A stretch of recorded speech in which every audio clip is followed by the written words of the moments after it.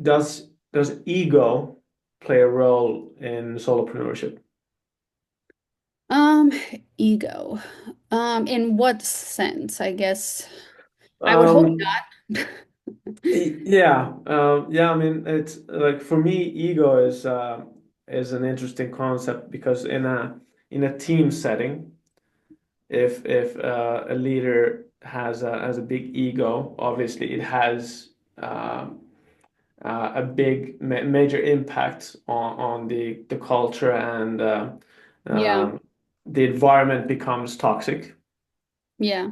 But but can it hurt a solopreneur some way? Yeah, absolutely. I mean, I've talked to plenty of business owners that think that like nobody can do it as better than me. And, while that's probably true, Yeah, is you can get one person to do something 70% as good as you. Now you got 70% of your time back and you're only putting in 30% to that specific task.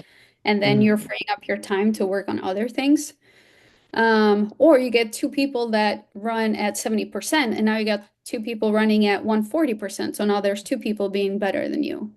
yeah, So I mean, that's always going to be a piece. I think sometimes it also comes down to not knowing how to delegate. Like we also throw the word delegate around a lot. Um, but sometimes, people just don't know how to do that. What are the steps to really delegating? Which is what we talked about, like write it down, your thoughts, yeah. like do this, do that, versus they'll just be like, well, I hired somebody and they didn't know what to do. I told them do this and I didn't give them any other direction. They should have known. And it's like, no, employees will always need to, I like to call them as baby adulting them. They're always gonna need babysitting.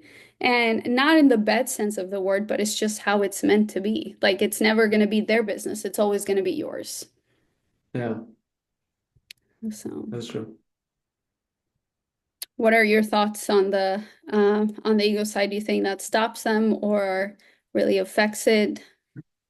Mm, well, it stops learning for anybody, Yes. and it's a dangerous trait to have um, because then you get, let's say you get too comfortable.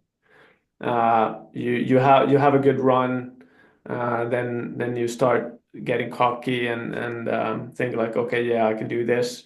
But then because the market is moving so fast, Yeah. and you stop learning, then it's like one day and the market has gone past you, and Yeah. then everything goes down.